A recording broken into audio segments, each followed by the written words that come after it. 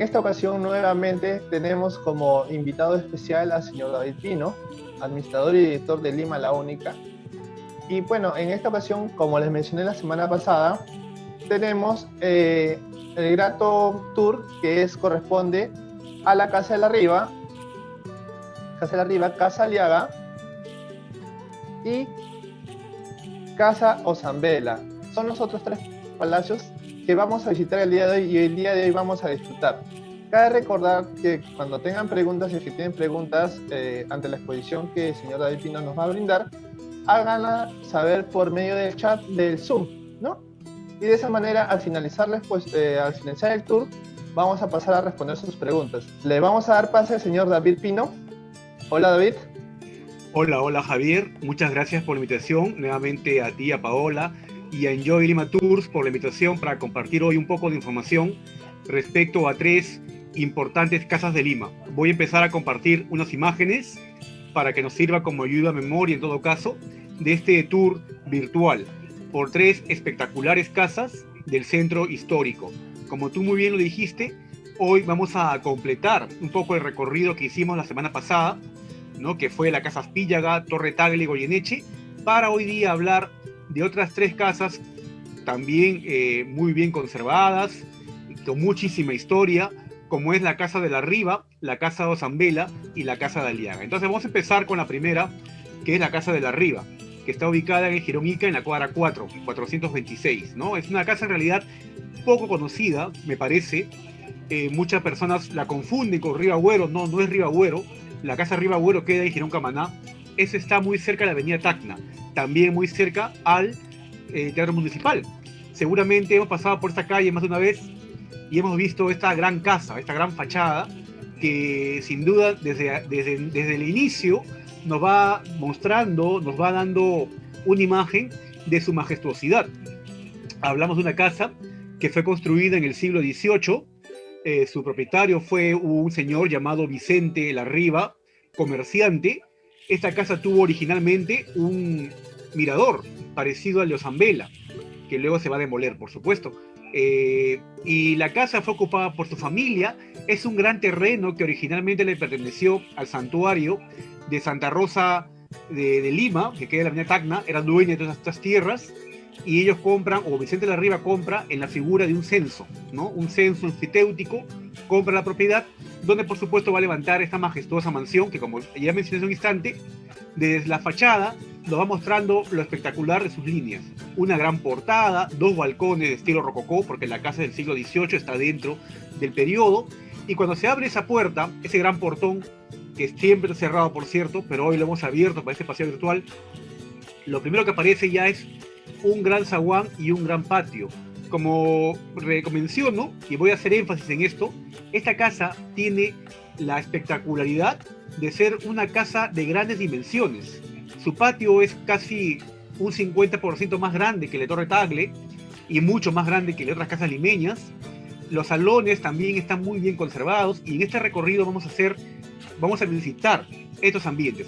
Una casa, como menciono, construida en el siglo XVIII, tiene la típica planta de la casa limeña, la gran portada, el zaguán, luego el primer patio, un par de estancias, que es la sala y comedor, y luego el segundo patio. La imagen que ven ahora son del segundo patio de la casa. Justamente en este patio, a diferencia del primero, que es bastante severo, sin mucha decoración, sencillo, si querés decir así, aquí había una pileta sevillana, probablemente habrían pinturas, esculturas, era el espacio de tertulia, a quien la dueña de casa o el dueño de casa invitaban, ¿no?, a sus amigos o visitantes a pasar, ¿no? En los segundos patios siempre eran espacios más acogedores, y aquí no va a ser la excepción.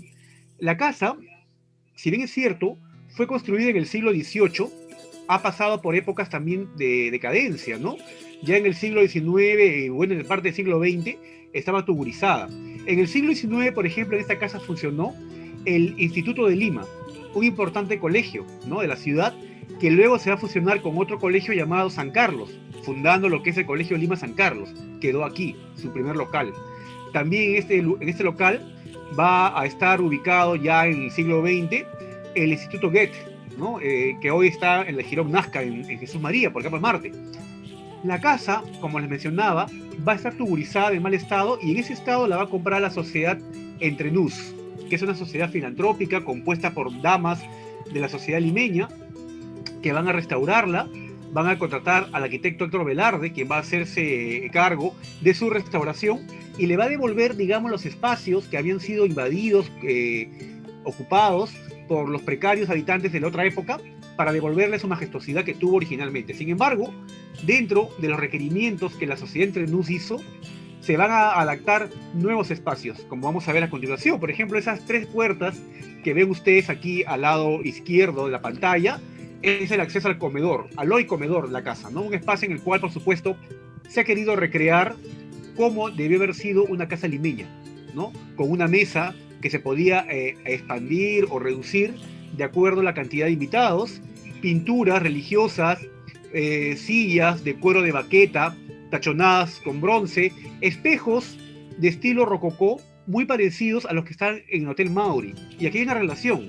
El arquitecto del actual local o edificio del Hotel Mauri fue Héctor Velarde.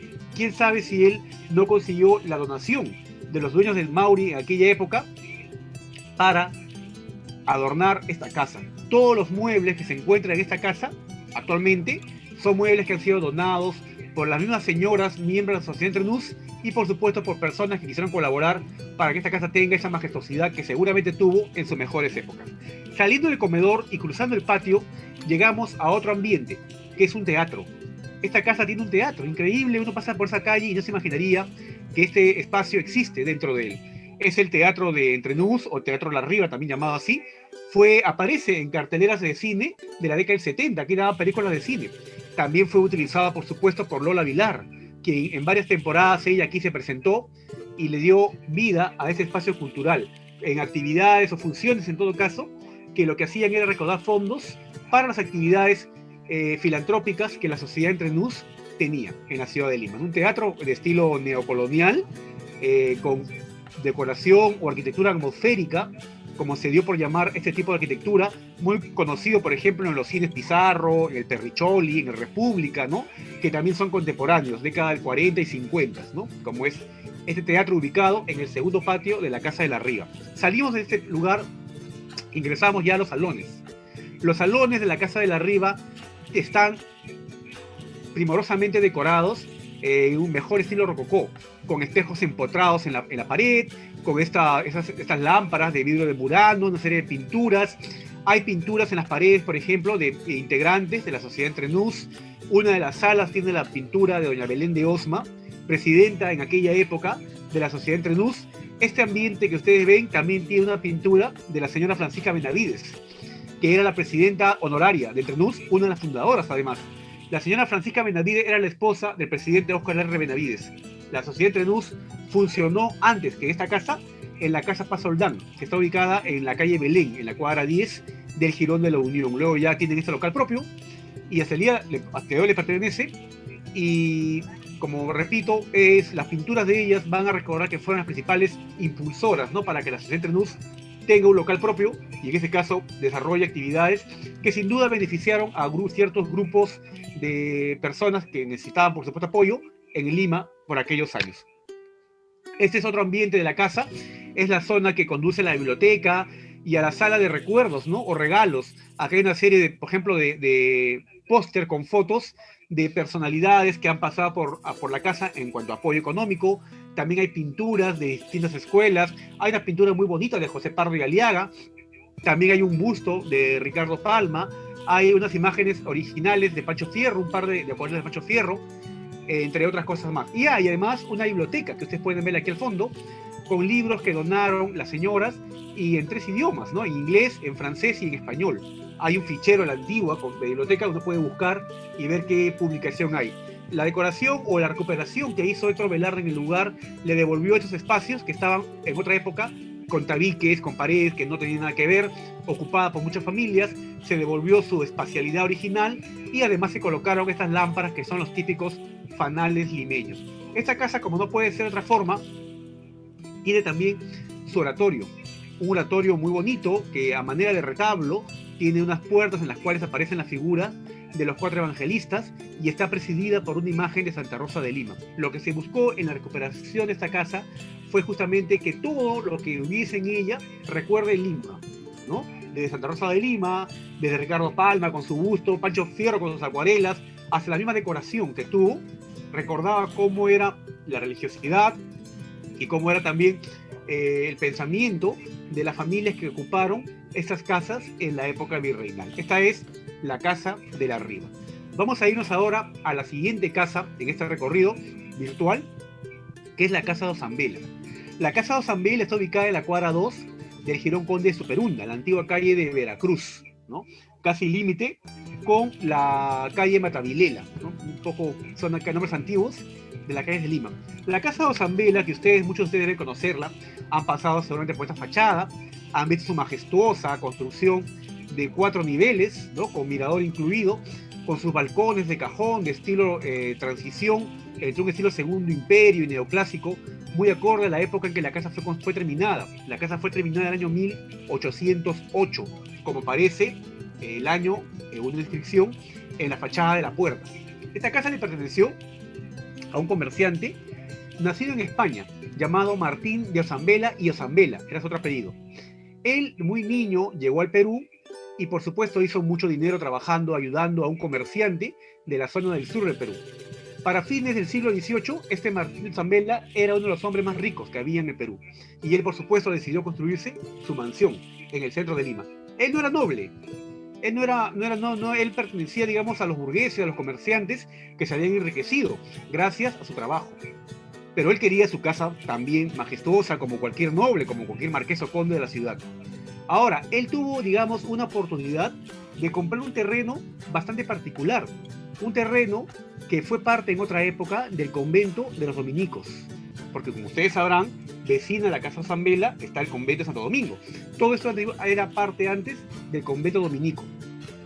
Sin embargo, las órdenes religiosas en ciertas épocas de su historia han procedido a la venta, entre comillas, de ciertos terrenos de ellos.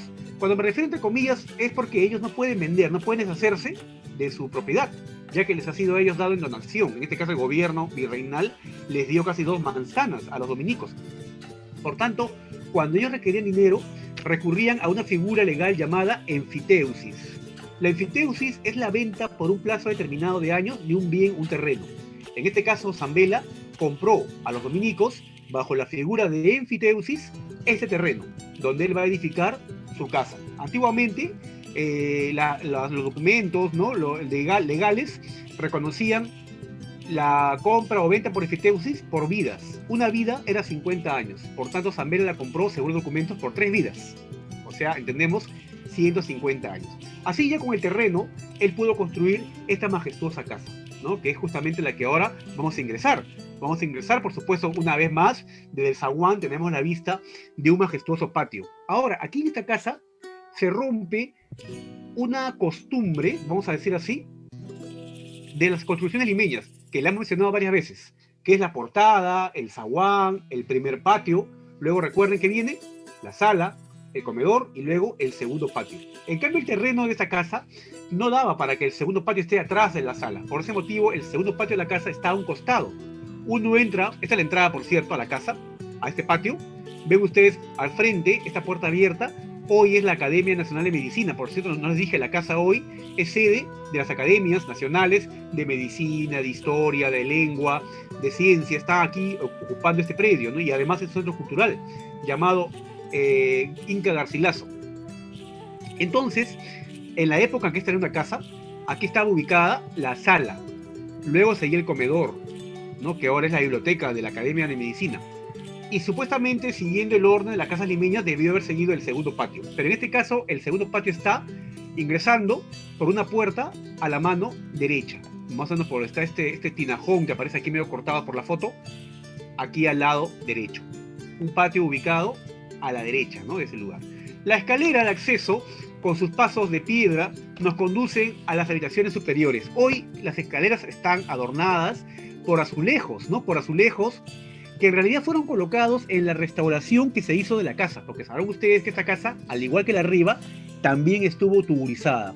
también estuvo ocupada por muchas familias, estaba casi en ruinas, y en ese estado, en 1971 aproximadamente, en Tour Perú, institución que estaba, digamos, dirigida por el Ministerio de Educación, se va a encargar de su restauración. Por ese motivo, se colocaron estos azulejos, se van a recuperar espacios que se habían perdido o en todo caso alterado a raíz de la ocupación precaria del lugar, para convertirlo en un centro cultural, como ya hemos dicho, hoy sede de las academias de ciencia, de historia y de muchas más, ¿no? Ahora, esta vista es del segundo piso, nos muestra las habitaciones, que hoy son oficinas, pero que con toda seguridad en la época en que Martino Zambela vivió aquí, debieron haber sido dormitorios de su familia, ¿no? La suerte de Zambela es muy triste, se la voy a contar después. Vamos primero a seguir paseando por el interior de esta casa, reconociendo ambientes que fueron dormitorios y que hoy son, por ejemplo, como un comedor, ¿no? Este espacio tiene además acceso a los balcones que hemos mencionado, ¿no? Desde allí es un lujo ver, por ejemplo, en estas fechas, la procesión del Señor de los Milagros, ¿no? Estas ventanas con un estilo tipo guillotina, vean ustedes, son las que se levantan y caen con una guillotina, no son las típicas ventanas de celosía, ¿no? que conocemos de otras casas virreinales.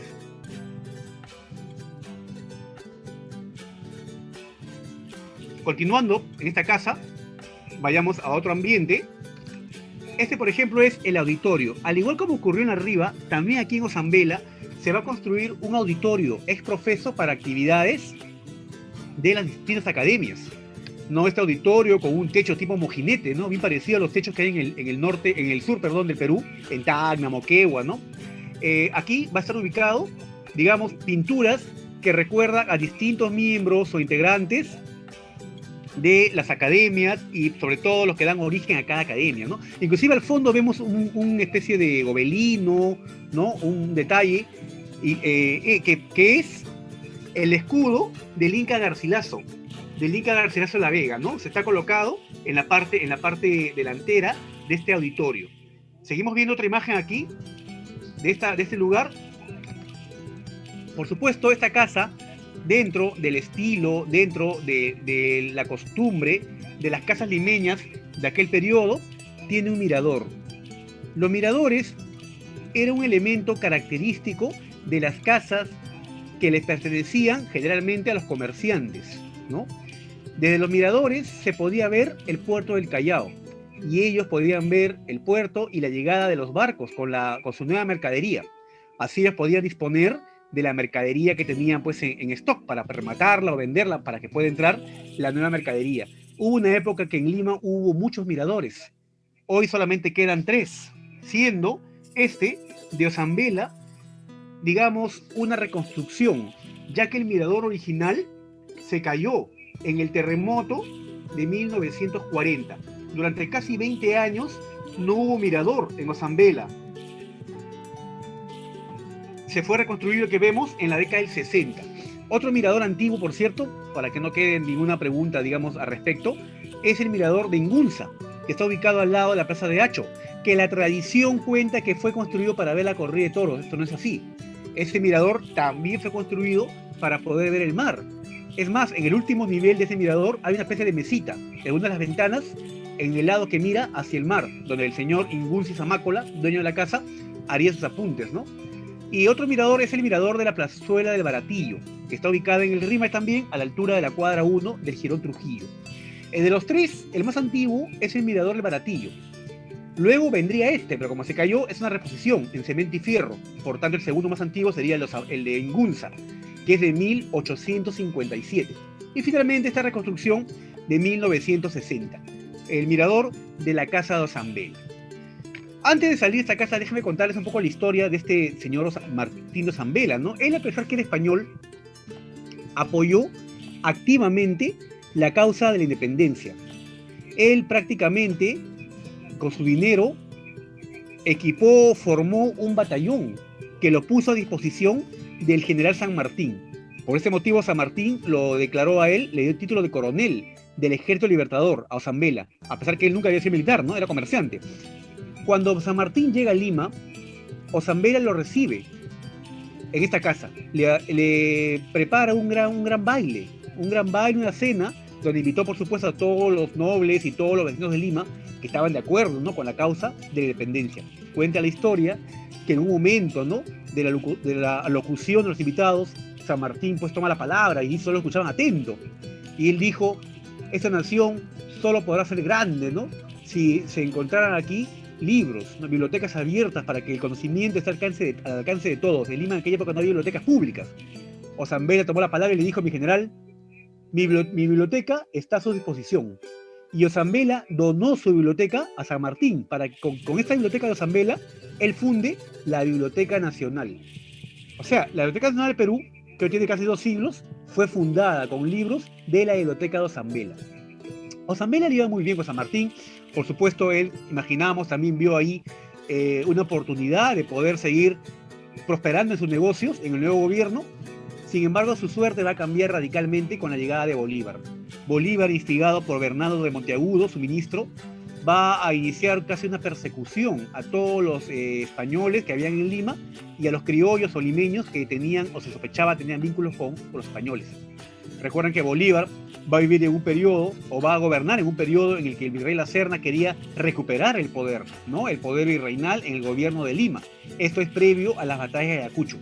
Por tanto, cuando ya toda la independencia queda sellada en la batalla de Ayacucho, todavía había un pequeño reducto, un núcleo que se resistía a aceptar la independencia, y era este militar de apellido Rodil, que se había amotinado, se había trincherado la palabra en el Real Felipe, apoyado además por los granaderos de Argentina, ¿no?, que a quienes les debían un dinero, Bolívar no les pagó, porque prefería pagarles a los ejércitos de Gran Colombia, y ellos también ahí se amotinaron junto con Rodil, en fin. Y en ese lugar, a Real Felipe, que fue el último reducto español hasta 1826, hasta febrero de 1826, fueron enviados todos estos vecinos de la ciudad que Bolívar sospechaba tenían ciertos tratos con los españoles, exiliados, para que se vayan a España, ¿no?, con un barco que se los lleve. Allí fue, por ejemplo, Torre Tagle. Les conté en la semana pasada la historia del cuarto marqués de Torre Tagle, ¿no?, José Tagle Portocarrero. Igual ocurre con Martín Ozambela. Él también, con su esposa, se va al Real Felipe a la espera de un barco que nunca llegaba. Finalmente, la escasez de alimentos, de bebidas, va a ocasionar enfermedades en el lugar, y Martín Ozambela va a morir. Este español que apoyó la independencia, que donó sus libros para la Biblioteca Nacional de Perú, que recibió a San Martín, que equipó un batallón, que luchó, ¿no?, por la independencia del Perú, finalmente perseguido por Bolívar, muere. Su esposa le sobrevive, pero sus negocios ya no eran lo mismo. Muchos de ellos incautados por Bolívar. Ella se llenó de deudas, y pronto sus deudas casi eran impagables. Unos años después de todo este episodio, más o menos en 1843, la casa se pone a remate para pagar las cuentas. Y la que compra la casa ahora va a ser la señora Oquendo. Por eso que la casa también es conocida como la Casa Oquendo, ¿no?, aun cuando es la Casa de Ozambela. Es un poco, ven ustedes, el devenir a veces que desconocemos de los vecinos de estas casas limeñas. Ahora pasemos a la tercera y última casa, que es la Casa de Aliaga. Está ubicada en la cuadra 2 del Jirón de la Unión. Muchos creen que es la cuadra 1, ¿no?, ya que la cuadra 1 no existe. La cuadra 1 estaba ubicada donde ahora está, en la explanada que da acceso al túnel que pasa por debajo de Alameda Chabuca Granda. Esa es la cuadra 2, ¿no? Y en la cuadra 2 del Jirón de la Unión, en el número 224, está ubicada esta casa, que tiene 2 cosas que la hacen única, me parece, en América. Por lo menos una de ellas sí o sí. Que es una casa que hasta el día de hoy está ocupada por un descendiente del primer dueño. El primer propietario de la casa fue el español Jerónimo de Aliaga, ¿no?, conquistador del Perú, fundador de Lima y compañero de Pizarro. Es más, era un hombre de confianza para Pizarro. Solo así se explica que Pizarro le haya dado un predio al costado de su casa.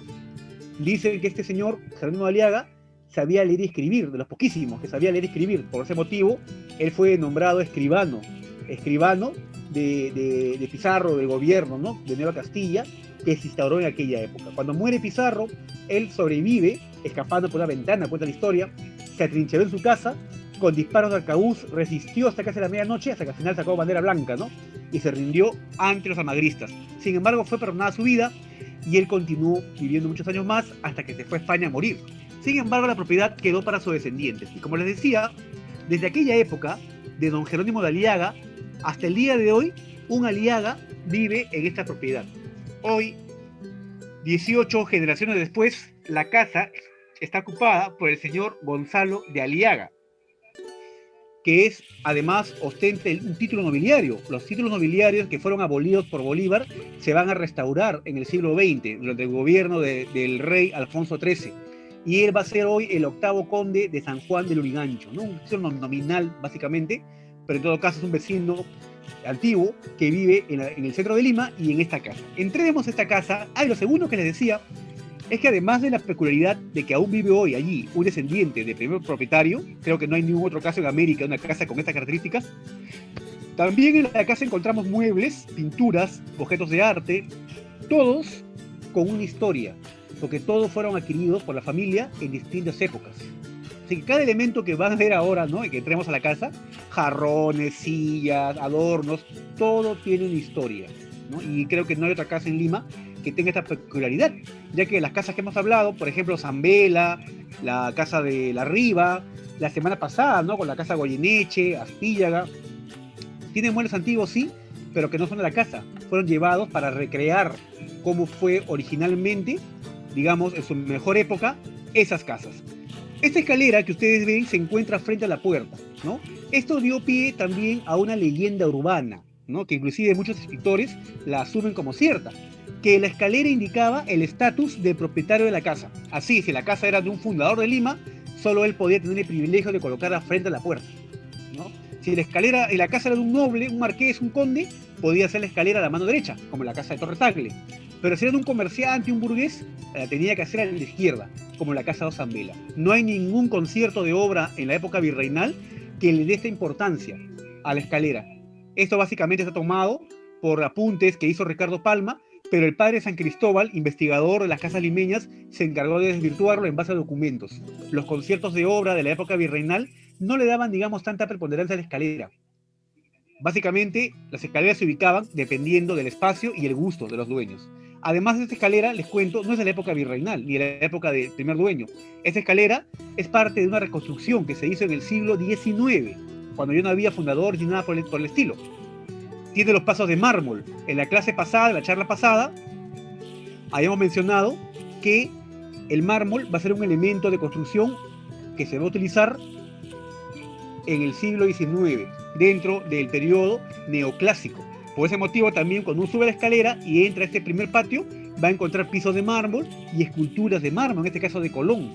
Esta escultura, que es arte industrial, porque hay muchas iguales, muchas parecidas, fue adquirida por los Aliaga. Hay una versión que corre por allí que esta escultura fue del Molino Santa Clara. Eso no es cierto, ¿no? La escultura del Molino Santa Clara se encuentra hoy en Trujillo, ¿no?, y lo vendió el dueño del molino. El Molino Santa Clara, para los que no conocen, es una construcción en los barrios altos que tuvo en su mejor momento 18 esculturas de mármol en su fachada. Fue construida en el siglo XIX, las esculturas fueron compradas por su primer dueño, un italiano de apellido Rainuso, y en el siglo XX otro italiano de apellido de Bernardi las puso a la venta.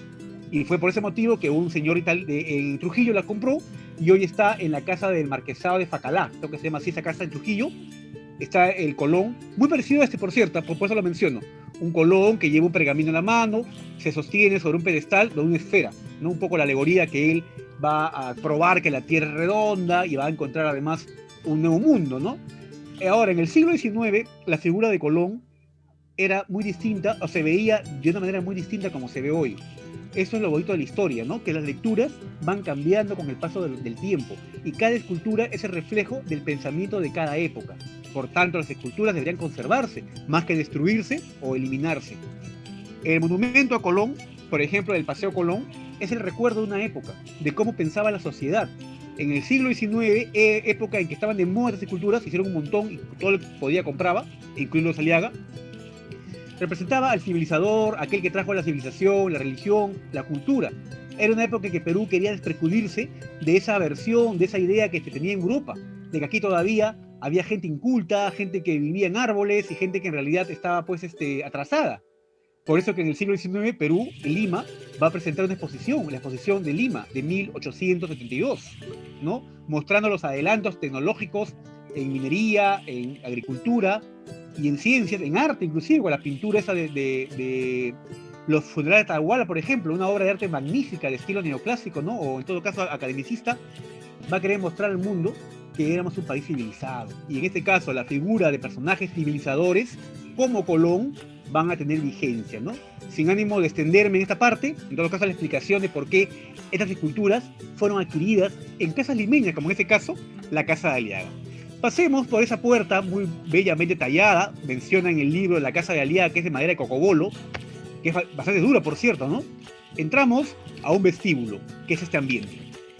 Este ambiente, ustedes ven allí, no tenía ni un foco prendido, la foto es tomada de día.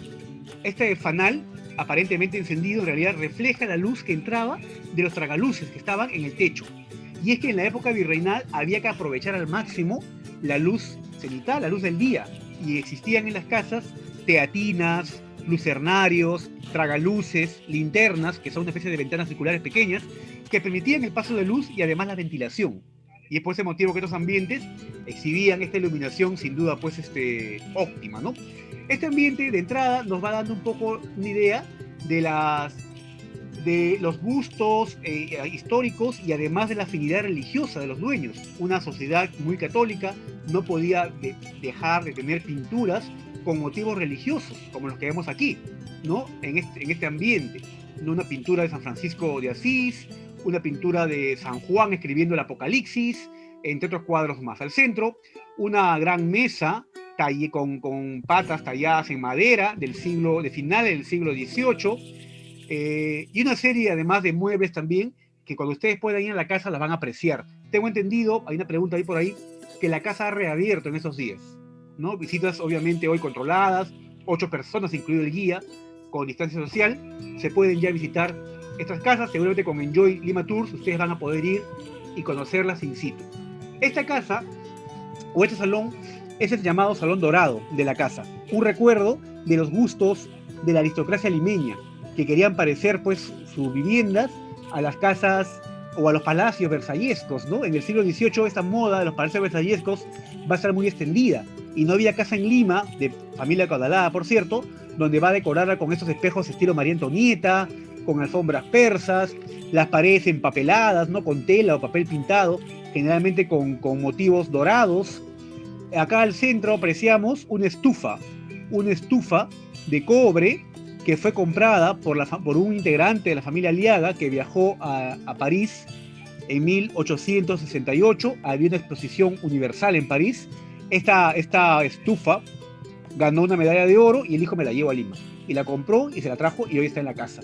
Por cierto, cuando vayan y se acerquen a esta estufa, van a ver que en la tapa están representados los 12 signos del zodíaco, es un horóscopo en realidad, ¿no? Y está ahí en relieve, tallados ahí. Al pasar este hermoso salón, donde también, por cierto, vemos aquí 2 jarrones obsequiados por un funcionario de la dinastía Meiji de Japón a un integrante de los Aliaga en 1901 aproximadamente. Al pasar a este gran ambiente, que además tiene pinturas de distintos miembros de la familia con el paso de los siglos, ingresamos al segundo patio de la casa. Este segundo patio sí nos muestra el sentido que tenía el segundo patio de la casa limeña, ¿no? Que lo he repetido varias veces. El primer patio, un espacio más severo, más sencillo, pero el segundo patio, un espacio acogedor, un espacio íntimo, que invitaba a la tertulia. En este caso, acá vemos mesas, pinturas religiosas. Seguramente en su mejor momento habría aquí pues un órgano musical.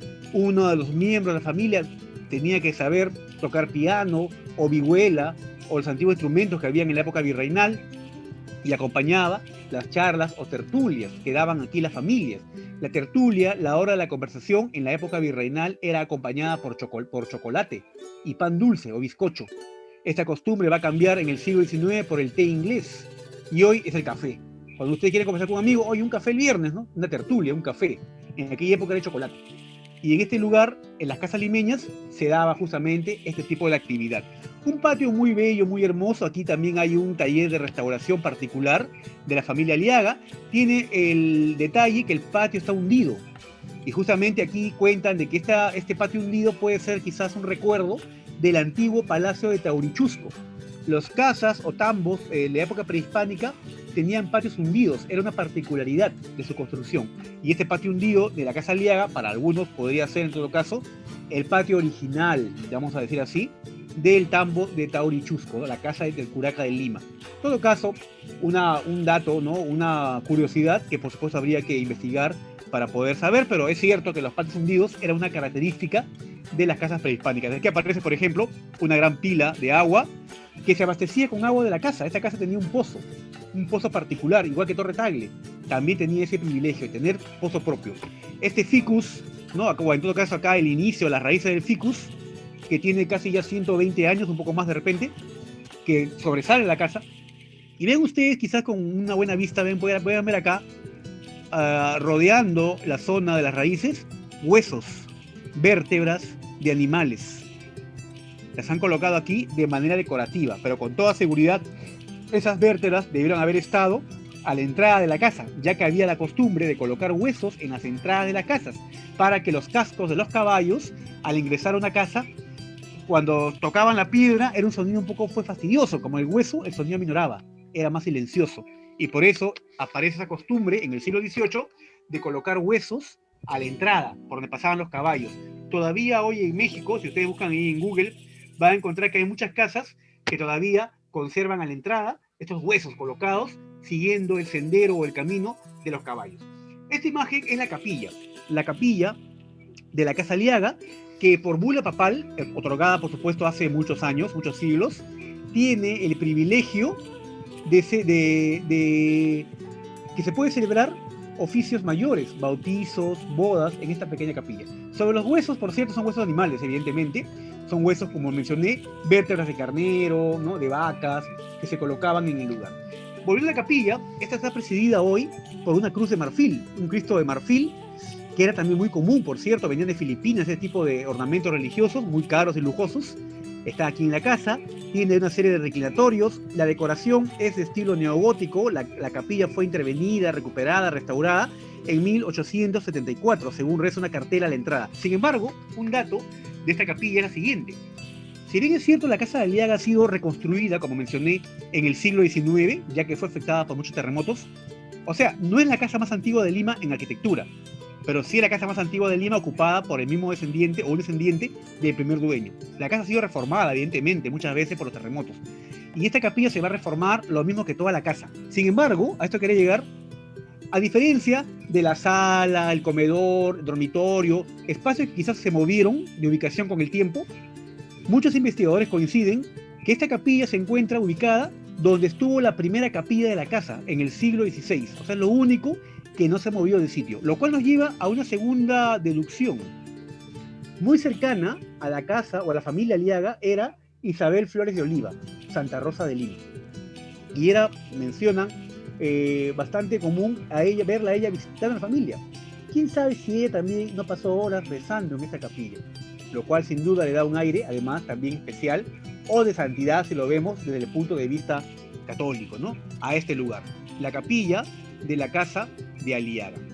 Es una capilla pequeña en realidad, tiene aproximadamente unos 6 por 5 metros. A las sillas que ustedes ven allí deben haber 4 o 5 sillas por lado, ¿ya? Más los 6 reclinatorios, hablamos de una cantidad de unas 20 personas podrían entrar, por supuesto. Bueno, en los paseos que yo he hecho una vez he logrado pues introducir en lugares casi hasta 30, todos apretaditos, ¿no? Para explicar la capilla, pero bueno, cómodos deben entrar 15 a 20 personas en este lugar. Ahora vamos a irnos a otro ambiente de la casa, también importante, por supuesto, sobre todo estas horas, que es la hora de la comida, ¿no? Es el comedor de la casa. El comedor de la casa también nos muestra esta exquisitez y este buen gusto en la decoración típica de las casas limeñas. Una mesa, al igual que la casa de la arriba, que se puede ampliar y reducir de acuerdo a la cantidad de invitados. Lo mismo que los muebles que aparecen aquí, estantes, y siempre la costumbre que en el comedor estuviese una pintura del mayorazgo, del primer representante de la familia. En este caso, el que aparece en esta pintura que ustedes ven es Jerónimo de Aliaga, el militar, conquistador, fundador de Lima, compañero de Pizarro, que inició, por supuesto, todo este mayorazgo y esta familia, ¿no? Que va a convertir esa casa en una casa solariega, además. Los escudos nobiliarios aparecen como decoración en los dinteles de las puertas. El techo mismo, quizás logran ver un poco, es un techo labrado, lo cual nos habla del dinero, de la capacidad económica del dueño. La casa que tenía todo labrado hablaba de un dueño o de un propietario con recursos, ¿no? Que no dejaba esos detalles libres. Aquí candelabros de estilo naturalista que adornan esta mesa, que como repito se puede ampliar y reducir. De las muchas veces que he ido a la Casa Aliaga, a veces la mesa está como la ven, pequeña, otra vez está más grande, otra vez hay 2 hileras de mesas, porque la Casa Aliaga también presta servicios de almuerzos, de recepciones de bodas.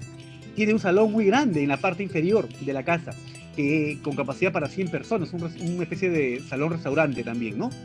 Una casa en realidad muy bien trabajada, y lo más interesante de ello es que la casa hasta el día de hoy es ocupada por los dueños. ¿No? Uno a veces está en la casa caminando, viendo las cosas, y por ahí pues pasa el dueño de la casa, ¿no? Que le gusta, por cierto, que lo vean al señor Gonzalo, ¿no? Porque justamente eso le da este carácter especial. Una casa majestuosa, hermosa y aún ocupada por sus descendientes o los descendientes del primer propietario.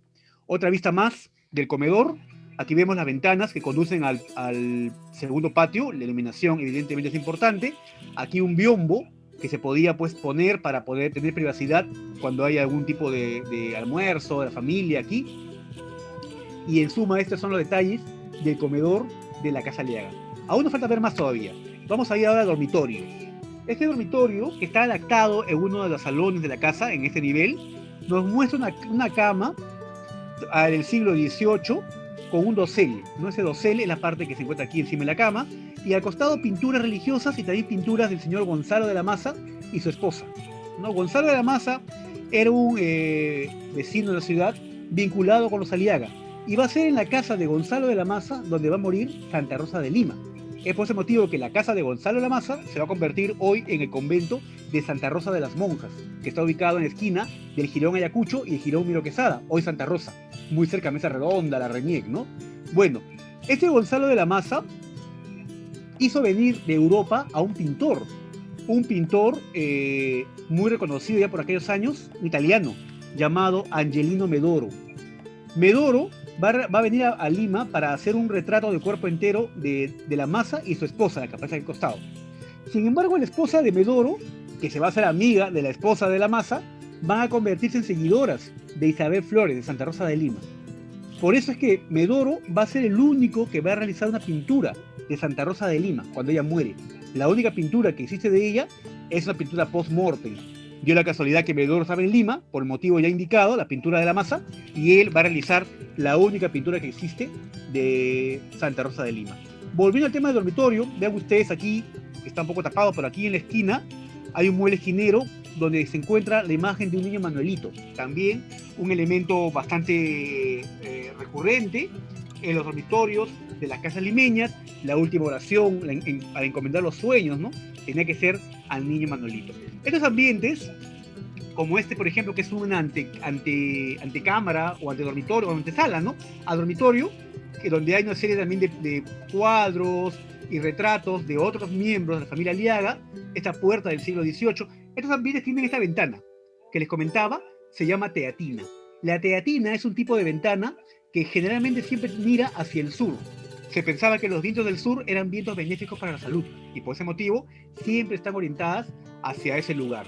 Teatinas, ya hemos visto, también lucernarios o tragaluces, y en la capilla, por cierto, había una linterna, que parecen estas pequeños cupulines, ¿no? O ventanas de cúpula que hay. Finalmente, en la Casa Aliaga tenemos este ambiente que nos muestra una sala de regalos, ¿no? Aquí aparece una chimenea, ya hoy sin uso, donde también aparece la pintura de Jerónimo de Aliaga, el escudo original de los Aliaga, y en la parte alta una serie de escudos que se fueron añadiendo con el tiempo debido a las uniones y compromisos que la familia tuvo con otras familias de Lima. 2 pinturas de San Pedro y San Pablo a los lados. En esta mesa una imagen en la cual vemos, por ejemplo, aquí unos especie de joyeros, ¿no? O urnas donde se guardaban joyas, muchas de ellas pues trabajadas con concha de nácar, con una serie de elementos lujosísimos. Nos comentan que estos fueron regalos dados a distintos miembros de la familia en otras épocas. Aquí al extremo derecho, en esta hornacina o en esta urna, ¿no? Iluminada, una espada. Es la espada original de Jerónimo de Aliaga, fundador de la ciudad. Finalmente, vean ustedes estos azulejos que aparecen en esta sección, esta parte de la casa. Lo más antiguo de la casa, si quieren ustedes saber, son los azulejos. Estos azulejos fueron hechos a finales del siglo XVI. a finales de 1500. Y es lo más antiguo que se ha conservado de la casa, habida cuenta que la casa se ha caído en más de una ocasión producto de los terremotos. Dentro de la pileta de la Plaza de Armas, que fue inaugurada en 1651, se encontraron azulejos similares a estos. Por tanto, podríamos hablar de una fábrica de azulejos, tal vez en una ollería, quizás en el barrio de Monserrate o en el Rímac, donde estaban las ollerías y la fábrica de azulejos. Muchas veces decimos, ¿no? Azulejos sevillanos, pensamos que tal vez Sevilla. No, aquí en Lima también había fábrica de azulejos, desde aquellas tempranas épocas. Y en este caso puntual, esta casa, como curiosidad, nos muestra este detalle de los azulejos. Muy bien, espero que este paseo les haya gustado. Han sido 3 casas más de Lima.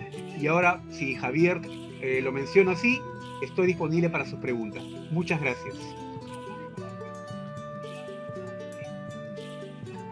Excelente exposición, señor David, y bueno, ilustrándonos de la mejor manera, agradeciendo infinitamente su información. Y bueno, como siguiente paso, invitamos a todos los amigos de Enjoy Lima Tour a que puedan plantear sus preguntas. Mientras que plantean sus preguntas por medio del chat, voy a un poquito ampliar un poquito lo que el señor David nos ha regalado, ¿no? Con respecto a la casa arriba, es una casa tan importante que muchos académicos toman en sus portadas la fachada de la casa arriba, como por ejemplo este libro de aquí, del arquitecto José Hayakawa Casas, que pone en su portada la casa arriba, ¿no? Imagínense la importancia. Además también, como otro datito para complementar, la casa Zambela fue restaurada por el arquitecto Víctor Quintero Gurmendi, por esas épocas también, ¿no? Y bueno, y para terminar también un poquito de algunas acotaciones, las típicas casas limeñas, como bien nos estaba expresando, cuentan con 2 patios, un patio principal y patio posterior. Viene básicamente gracias al sistema, al diseño que nos traen de Europa y que es básicamente originalmente de la casa Domus romana, ¿no? Que cuenta con un primer patio y un segundo patio que lo denominan Impluvium y Secundarium, si no me equivoco. Y esa información la pueden encontrar en Historia de la Arquitectura. Así que eso es lo que quería contar un poquito. Y agradecer, a ver, por favor, las preguntas. Paola, por favor. Sí, tenemos aquí una pregunta y es respecto a los colores de parte de Roxana Guillén. Nos comenta si los colores de los espacios que hemos podido apreciar, como el rosado o el verde, son originales o en base a qué las pintaron. Bueno, creo que quien mejor puede responder eso es Javier, ¿no? Que en ProLima han trabajado el tema de los colores, ¿verdad, Javier? Sí, por supuesto. ProLima está desarrollando un gran proyecto con objetivos muy, muy ambiciosos, pero que vienen de acuerdo al beneficio de la ciudad. Los colores se determinan a base de los colores originarios o los colores primarios, y eso se encuentra a base de unos exámenes o unos análisis que le llaman calas estratigráficas. Entre las calas hay diversas calas, ¿no? Calas estratigráficas, estructurales, etc. Pero cuando nosotros queremos pintar la casa de una fachada patrimonio cultural, se tiene que hacer ese análisis, ¿no? Entonces, usualmente esas pinturas, esos colores se hallan gracias a esos exámenes, ¿no? Y de acuerdo a un test que se llama homologación de colores. Entonces, con eso se llega a un sustento técnico, científico, para poder darle el color original, ¿no? En estas épocas actuales. Siguiente pregunta, Paola, por favor. O comentario. Sí, hay preguntas que afortunadamente David ha podido ir aclarándolas en el transcurso de la exposición, pero también podemos contar con los buenos comentarios de los participantes. Aquí mismo, acá puedo encontrar una pregunta. Es respecto a la tercera casa. ¿Es posible ya la visita? Sí, justamente mencionaba en el momento que la leí también, de que la Casa Aliaga ya ha habilitado ahora visitas, ¿no? Me parece que 3 días a la semana, previa cita, como ha indicado ahora este proceso, ¿no? De apertura de actividades con 8 personas, incluido el guía. Y le dije que Enjoy Lima Tour seguramente voy a poder organizar esas citas presenciales a la Casa Aliaga. Pero sí, se puede visitar ya. Hay buenas noticias para todos los amigos de Enjoy. Ya venimos desarrollando las coordinaciones con los directivos o los administradores para poder tomar todas las cartas bajo el asunto. Nosotros como empresa desarrollamos estas actividades con plena responsabilidad, adaptándonos a todos los requerimientos de salud, de cuidado personal ante esta pandemia. Pero sí, se está abriendo ya las casas para poder visitarlas, pero estamos tomando aún las prevenciones del caso, ¿no? Todos los sistemas de seguridad, el protocolo de guiado. Por ejemplo, el señor David nos menciona que son 8 personas, es muy cierto. Y bueno, estamos desarrollando todas las ideas, pero sí se les informará de ya en qué momento vamos a empezar a hacer las visitas presenciales en estas casonas que nos ha expuesto el señor David, ¿no? De manera presencial. Sí, muy bien, tenemos 2, 3 preguntas más respecto a... Son preguntas de Noemí Reyes y de Violeta Laime. Nos preguntan, ¿dónde queda la Casa Lima y dónde queda la Casa Aliaga? La Casa La Riva debe ser seguramente. La Casa La Riva está ubicada, bueno, sí, la Casa Lima. La Casa La Riva está ubicada en la cuadra 4 del Jirón Ica.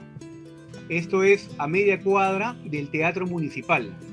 Entre el Teatro Municipal y la Avenida Tacna hay una calle, que es la cuadra 4 de Jirón Ica. Y al centro de la calle está ubicada la Casa de La Riva. Al costado de otra gran casa también, como es la Casa Fernandini, que está en la esquina justamente de Jirón Ica. Y la Casa de Aliaga está ubicada al costado del Palacio de Gobierno, también al costado del pasaje del Correo Central. Esa es la cuadra 2 del Jirón de la Unión. Ahí están ubicadas estas casas. Gracias. De parte de Liliana Chafloque nos pregunta, ¿por qué al señor Martín de Ozambela fue llevado al Real Felipe y por qué no a alguno de los descendientes de la familia Aliaga de esa época, ya que también eran de descendencia española? Bueno, en realidad no lo mencioné, pero buena pregunta para poder complementar. En esa época era el señor Diego de Aliaga, miembro de esa familia, que también aparece entre los firmantes del Acta de la Independencia, pero que también va a ser perseguido por Bolívar y va a morir también en el Real Felipe. No pueden investigar allí. Él muere en 1825, justamente el año que coincide con el sitio del Real Felipe. Fue Diego de Aliaga quien aparece entre los firmantes del Acta de Independencia, pero que también lamentablemente muere junto a más de 1000 personas, no son los únicos, a más de 1000 personas en la fortaleza del Real Felipe. Muy bien. No, tenemos un par de preguntas, Javier, ¿es correcto? ¿Es posible ello? Sí, David, ¿nos permites un par de preguntas más? Sí, estamos bien, una par más. Gracias. Por medio del Facebook nos pregunta Alejandro Miguel, gracias por el comentario, Alejandro, sobre si es cierto que en los cimientos de la Casa Aliaga existe una huaca. Sí, justamente por documentos, sobre todo basándose en el registro de Bernabé Cobo, se sabe que donde está hoy Palacio de Gobierno estaba no una huaca, sino la casa o el tambo del curaca Taurichusco. Hay que saber que el término huaca se usa exclusivamente en lugares sagrados, donde habían huancas, donde habían oráculos o lugares de entierro, no templos, si queremos verlo de una manera. Ya en los últimos años se llama huaca a cualquier construcción prehispánica, pero ahí no habían huacas, por lo menos lo que se sabe. Era la casa del curaca Taurichusco. Bernabé Cobo es el documento más temprano que encontramos que menciona la existencia de una construcción que, como se sabe, va a ser ocupada luego por Francisco Pizarro, donde va a construir su casa, que luego va a devenir en el Palacio Virreinal y hoy es el Palacio de Gobierno. Esta propiedad, al parecer, abarcaba o tomaba parte de lo que es la Casa de Aliaga, ¿no? Ahora, por supuesto, siendo justos en el tema, habría, por supuesto, que recurrir a las investigaciones arqueológicas, ¿no? Y poder deducir o tener un dato exacto respecto a si es que esa casa está sobre un asentamiento prehispánico, en este caso una casa prehispánica, ¿no? Por lo menos en el siglo XVIII aparecieron documentos, perdón, en el siglo XIX todavía, aparecieron documentos que van a crear esta historia, que en la Plaza de Armas habían templos, huacas, eso sí, huacas, templos prehispánicos, encima bajo la catedral, bajo la municipalidad, documentos que aparecen en un momento en el cual había que poner por los suelos todo lo que era la herencia española, por supuesto, destructores de templos, de su herencia prehispánica, y esto va a ser, lamentablemente creo yo, tomado y apoyado por personalidades cuya palabra respeto, ¿no? Como Emilio Jarterré, quien va a impulsar, ¿no?, esta evidencia de que en la Plaza de Armas habían huacas. El mismo Santiago Agurto, Juan Gunter, también el arquitecto, este gran coleccionista y promotor de que Lima sea también patrimonio de la humanidad, creía que en la Plaza de Armas habían huacas, como la catedral y muchos lugares más. Pero la evidencia arqueológica, sobre todo las excavaciones que se realizaron en la época de Andrade, no encontraron evidencia de ninguna construcción prehispánica en el subsuelo, por lo menos, de la Plaza de Armas. Y en el caso de Palacio de Gobierno de Casa Aliaga, solo nos basamos por un documento histórico temprano, como repito, el texto de Bernabé Cobo, pero tampoco no hay evidencia arqueológica que pruebe, en todo caso, que allí haya habido una construcción. Pero sí, en todo caso, a diferencia de la otra versión que es más reciente, fue Bernabé Cobo quien lo vio y lo escribió, y es lo que hoy recogemos, ¿no? Como para complementar lo que menciona el amigo David, sí, efectivamente, ¿no? Lo que menciona Bernabé Cobo es importantísima, y también es importante saber que cuando los españoles implantaron su sociedad, política, arquitectura, recurrieron a lo que se llama la superposición edilítica. ¿Eso qué quiere decir? Que yo como emperador, como conquistador tuyo, yo me poso por encima tuyo, entre tu ideología, entre tu religión y en tu arquitectura. Ahora, lo que menciona el amigo David también es muy cierto. Las excavaciones arqueológicas en esa época de Andrade no han encontrado casi mucho, pero eso no es lo definitorio. Se tiene que hacer muchas más excavaciones, muchos más esfuerzos exploratorios, y mucho mejor que ahora contamos con nuevas tecnologías en el cual no son tan intrusivas, ¿no? Como son los rebotes por radioemisiones, en el cual te brinda mucho más información sin necesidad de excavar. Ahora, como dato, un buen dato, les acabo de mencionar que, por ejemplo, en la Plazoleta de San Francisco, la Municipalidad de Lima está realizando excavaciones en el cual ellos han encontrado un piso de una antigua capilla por más de 3 metros bajo el nivel de la ciudad. Entonces esto nos da un indicativo que podemos encontrar evidencia arqueológica debajo de la arquitectura que conocemos hoy en día, ¿no? Ahora, como dato resaltante, en Santiago de Chile, el arqueólogo Rubén Esteber, en el año 2018 o 17, publicó un hallazgo de evidencia arqueológica inca en la misma Plaza de Armas de Santiago, ¿no? Para variar, las excavaciones las hizo dentro de la Municipalidad de Santiago, de su primer patio y del primer patio de correos principal de Santiago. Entonces, eso evidencia que hay grandes posibilidades que los españoles han posado su arquitectura encima de las anteriores edilicios especiales de los prehispánicos, ¿no? Entonces, hay mucho por descubrir, hay mucho por saber, y bueno, todo es netamente sustentado, como David y mi persona se lo estamos mencionando. Paola. Sí, gracias. Tenemos una acotación una consulta de Ana Aiquipa. Nos comenta, muy interesante, cuántas joyas guarda nuestra Lima. Pero estas casas son patrimonio del Estado, pero no están a cargo del Ministerio de Cultura, ¿o sí? Ya que están muy cuidadas y parecen administradas por particulares. Bueno, de las casas que hemos visto hoy, por ejemplo, Aliaga y La Riva, son por particulares, ¿no? Es más, la casa de La Riva me sorprende mucho porque, a pesar que está cerrada y siempre ha sido un poco difícil entrar, ¿no?, las señoras de la Sociedad Entre Nus la mantienen pues en un estado bastante aceptable, bastante más que aceptable, ¿no? Su piso siempre limpio, sus muebles relucientes, ¿no? Y esto justamente pues por recursos propios que ellas tienen.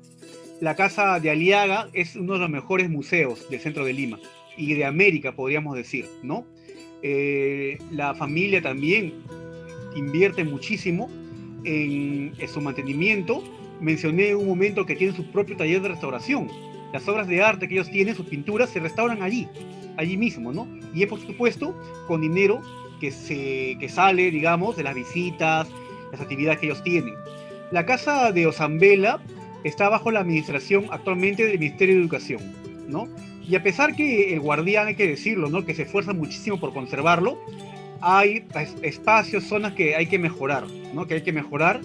En todo caso, cuando ya miramos al Estado, ya empezamos a ver ciertas cosas como que no están bien. Lo que no ocurre, por ejemplo, con el Palacio de Torre Tagle, que sí es del Estado, es del Ministerio de Relaciones Exteriores, pero está también muy bien conservado. Entonces también depende del presupuesto, pienso yo, y sobre todo de la iniciativa de funcionarios preocupados por mantener este bien patrimonial, porque a fin de cuentas, como menciona Ana, es un patrimonio de todos, ¿no? Es nuestra herencia, es lo que permite reconocernos en el tiempo, saber de dónde venimos y a partir de allí saber dónde vamos. Una ciudad sin memoria, léase sin patrimonio, no es nada. Por ese motivo de conservar este patrimonio. Entonces, en este caso puntual, pienso yo que la difusión de estos espacios van a seguir generando una corriente de preocupación, que en algún momento, ojalá que lo veamos en esta vida, Javier, ¿no? Va a originar que el Estado se preocupe realmente por conservar este patrimonio. Esperemos que sea pronto. Sí, yo creo que sí, creo que definitivamente la participación política en conservación de monumentos es muy importante. Ya se ve casos muy particulares y muy espectaculares, como por ejemplo España. España desarrolló un proyecto de ley en el cual es 1% para mi patrimonio.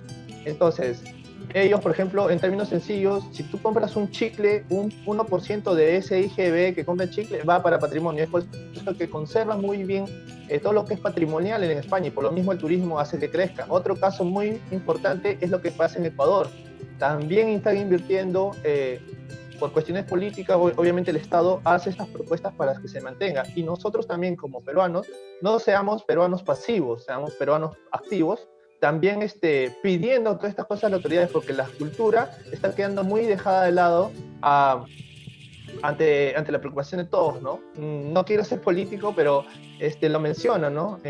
Y eso, pero todo comienza por nosotros mismos, por nuestra casa, indicándole a nuestros familiares, a nuestros hijos, lo importante del patrimonio que tenemos, de quiénes somos, y como dice David, hacia dónde vamos, ¿no? Que es algo fundamental.